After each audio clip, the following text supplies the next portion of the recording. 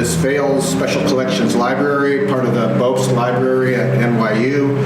And I love the fact that they take my art and they put it in these boxes and they create this thing called a finding aid, which is when they make a list of what's in each box and they categorize each box. This is number 38, 39, and 40. I gave them, I don't even know how many boxes they have of mine, but each one is like a special, has a specific type of content in it. Like these 3 boxes have 3D stuff in them. So I'm going to show you those in a second, but before I do that, I just want to tell you about my own art of storage, which came from stuff like this.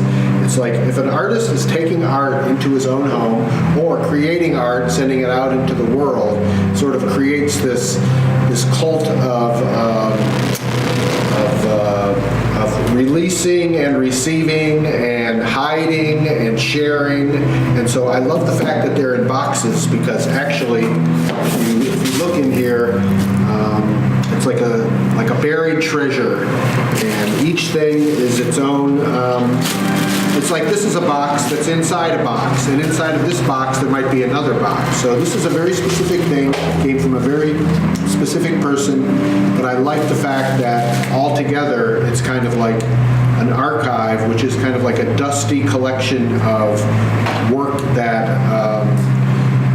hasn't seen the light of day in a while, and so it's sort of sequestered from the world. But if you open it up and look inside, which is what we're going to do in a second, you'll be able to see, that each thing is a world unto itself. And it's like, those Russian dolls, one inside the other. There's one doll inside another, inside another, inside another. So let's look inside and see what some of these things are. Actually, these are some of my favorites. This one is so delicate. I don't even know how I got this, but it's like a balsa wood airplane, and I don't know why, but it has these matches attached to it, so some sort of pyrotechnique. This is actually one of my favorite pieces. This is not random because it's such a favorite. Came from Japan. It's these 2 hands connected by this long string, but the amazing thing about the string is that it has the stamps are on the string, so they're wrapped around, and I'm sure it was the exact correct amount of postage. It came to me from, I assume it's a woman, I don't know why, because it just has a feminine feel, but it's Seiko Miyazaki from Osaka. And then this one is just a random piece from my late friend Michael Bowles.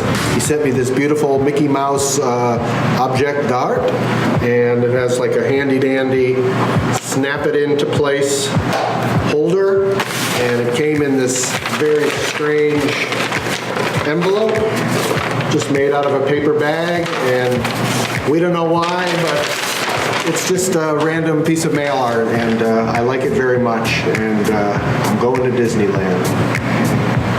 I received art through the mail for about 30 years, and this is just a very little portion of my collection. These happen to be postcards, and people in all parts of the world would send me art, and I would write back. I would send them what I do. They would send me what they do. And they're from all over the world. Some of them are from the Netherlands, from Belgium, from South America, from Italy, from Canada, from every state in the United States. And they're all addressed to me. I would write back. Sometimes I would send postcards. Sometimes I would send little magazines that I made.